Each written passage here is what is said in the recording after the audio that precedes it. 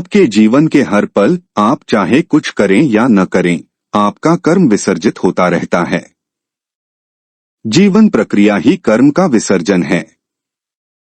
आपके पास एक खास मात्रा में आवंटित कर्म है, जिसे हम प्रारब्ध कहते हैं।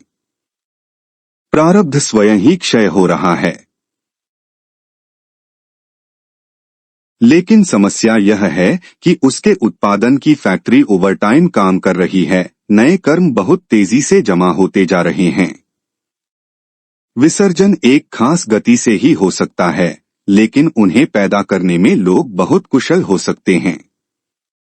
उदाहरण के लिए, आपके एक आम दिन के दौरान आपके जागने के पल से आपके सो जाने तक आप असल में बस काम करते हुए जितना क्रियाकलाप करते हैं, उसकी तुलना अगर आप चीजों के बारे में सोचने की मात्रा से करें, तो जो आप सोच रहे हैं वह आपके क्रियाकलाप से 50 गुना ज्यादा हो सकता है। जब मैं 50 कहता हूं तो मैंने अनुमान बहुत कंजूसी से लगाया है। आप जितना विसर्जित कर सकते हैं, उससे 50 गुना ज्यादा कर्म पैदा कर रहे हैं। यह बस कैलोरीज की तरह है। आप 600 कैलोरी जला रहे हैं, लेकिन 6000 कैलोरी खा रहे हैं। इसे कहीं न कहीं जमा होना होगा। अपनी कर्म की फैक्ट्री को बंद करें। अपनी कर्म की फैक्ट्री को बंद करें। मान लीजिए आप कोई कर्म नहीं करते हैं, निष्कर्म आप बस बैठे रहे। इसका मतलब है कि कर्म अभी भी उसी गति से क्षय हो रहा है, लेकिन आप कुछ भी पैदा नहीं कर रहे हैं। यही कारण है कि आध्यात्मिक वातावरण इस तरह से बनाए जाते हैं कि आप तय नहीं करते कि कब भोजन करना है। जब घंटी बजती है तब आप जाकर खाते हैं। आप तय नहीं करते कि आपको क्या खाना है। जो भी परोसा जाता है उसे आप प्रसन्नता से खाते हैं। आप चुनते नहीं हैं। हम भोजन का आनंद लेने के खिलाफ नहीं हैं। बात बस इतनी है, खाना खाने के साधारण कार्य के लिए आप इच्छा करने और सोचने के जरिए बहुत ज्यादा कर्म पैदा करके उन्हें बढ़ाते जाते हैं। आखिरकार आप बस इतना ही खा सकते हैं। अगर भोजन अच्छा है और आपको बहुत पसंद आया तो आप शायद 5% ज्यादा खा लेंगे। अगर आप 10% से ज्यादा खा लेते हैं तो आप मुश्किल में होंगे। तो खाने के इस साधारण कार्य के लिए लोगों के दिमाग में कितना कुछ चलता रहता है। मैं खाने का उतना ही आनंद लेता हूं जितना कोई दूसरा लेता है, लेकिन आपको वह काम अपनी जीभ पर या अपने पेट में करना चाहिए। या अगर आप खाना पकाना पसंद करते हैं तो आपको वह काम पैन में करना चाहिए। मुझे खाना बनाना पसंद है तो मैं उसे पैन में करता हूँ। अगर मुझे भोजन अच्छा लगा तो वह मैं जीभ पर या पेट में करता हूँ। आप उसे सिर में कर रहे हैं, भोजन के लिए वो जगह नहीं है। सिर और भोजन का मेल नहीं है, इससे आप कर्म पैदा कर रहे हैं। कृपया अपने जीवन में हर पहलू को इस तरह देखिए। आप रोजाना के स्तर पर उससे 50 या 100 गुना ज्यादा कर्म पैदा कर रहे हैं, जितना आप विसर्जित कर रहे हैं।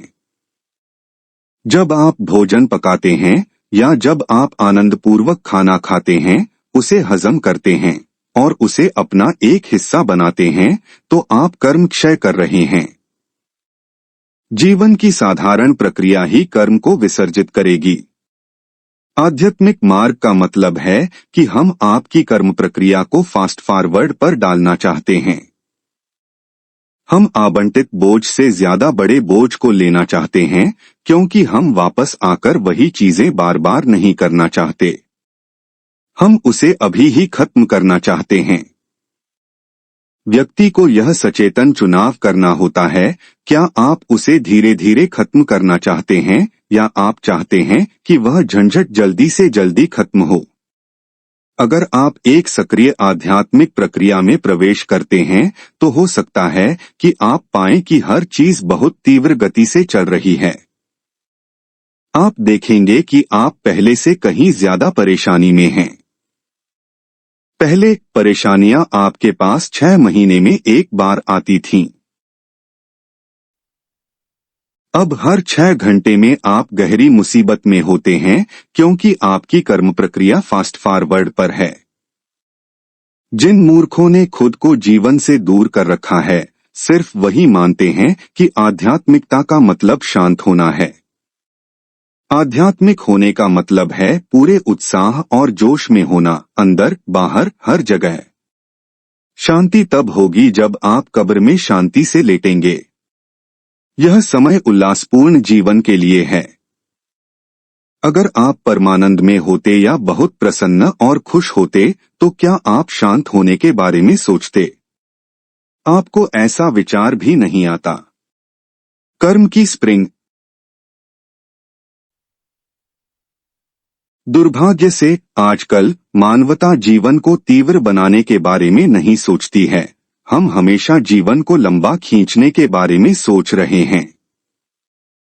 इस वजह से एक समय के बाद बहुत से लोग अपनी याददाश्त और मानसिक क्षमताएं खो दे रहे हैं, और इन बीमारियों में कर्मगत कारक काफी मौजूद होते हैं। आज कर्म के ताने बाने का ख्याल रखे बिना हम बस इंसान के भौतिक जीवन को लंबा खींचने की कोशिश कर रहे हैं, क्योंकि हमारे पास बायोकेमिस्ट्री पर एक खास मात्रा में महारत उपलब्ध है। कर्म का मतलब एक खास किस्म का सॉफ्टवेयर है जिसे आपने अचेतना में पैदा किया है।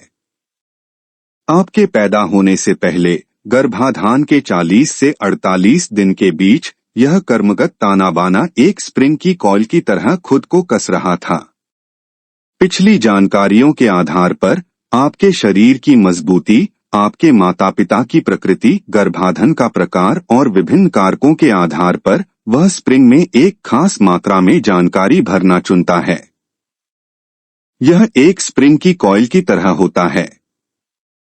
अगर आप बस यूं ही बैठे रहते हैं तो वह धीरे धीरे खुद को खोलेगी। आप जितना ज्यादा निश्चल बैठते हैं उतनी ही तेजी से वह खुद को खोलेगी, लेकिन चूंकि आप गतिविधियां कर रहे हैं और आप नई चीजें भी जमा कर रहे हैं, तो वह खुद को एक खास गति से खोलती है। जब कोई पैदा होता है तब मैं अगर उसके कर्मगत ताने बाने में तनाव को देखूं तो मैं आपको आसानी से बता सकता हूं कि वह बच्चा लगभग कितने साल जिएगा, बशर्ते नशे में कोई व्यक्ति गाड़ी से बच्चे को कुचल नहीं देता है या वह किसी आध्यात्मिक गुरु के संपर्क नहीं आता। अगर वह बस एक आम जीवन जीता है तो हम कह सकते हैं कि वह कितना जिएगा। हम जानते हैं कि कॉइल खुद को एक खास गति से खोलेगी। भारत में किसी बच्चे के पैदा होने पर यह एक आम बात होती थी। यह परिवार पहली चीज यह करता था कि वे किसी योगी या साधु को घर पर बुलाते थे या वे बच्चे को उनके पास ले जाते थे, क्योंकि वे चाहते थे कि योगी उस बच्चे को महसूस करें। आज भी यह चलन है, लेकिन आम तौर पर जन्मदिन की पार्टियों ने इन चीजों की जगह ले ली है, वरना यह सबसे महत्वपूर्ण चीज होती थी।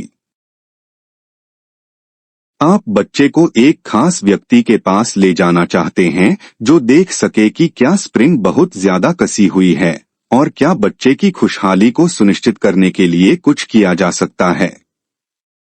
लेकिन फिर भी नशे में कोई व्यक्ति गाड़ी से बच्चे को कुचल सकता है, या कोई गुरु आकर उसके कर्म की स्प्रिंग को तेजी से खोल सकता है, या उसके मौजूदा बोझ पर कई जीवन काल का और बोझ लाद सकता है। तो कर्म खुद को एक खास तरीके से खोलता है जब तक कि कोई ऐसी चीज नहीं होती जो स्प्रिंग को फिर से और ज्यादा कस दे या वह बहुत तेजी से खुल जाए। कुछ खास मुद्दों के कारण ऐसी चीजें हो सकती हैं। आज कर्म के ताने बाने का ख्याल रखे बिना हम बस इंसान के भौतिक जीवन को लंबा खींचने की कोशिश कर रहे हैं, क्योंकि हमारे पास बायोकेमिस्ट्री पर एक खास मात्रा में महारत उपलब्ध है। हम दवा और शल्य चिकित्सा के जरिए जीवन को लंबा करने की कोशिश कर रहे हैं। इस वजह से एक समय के बाद बहुत से लोगों के द्वारा अपनी याददाश्त और मानसिक क्षमताएं खो देने का एक मुख्य कारण यह चीज हो सकती है, क्योंकि वह एक गूंगा कंप्यूटर बना जाता है आप चाहे जो करें वह बस आपको घूरता है क्योंकि सॉफ्टवेयर खत्म हो गया है।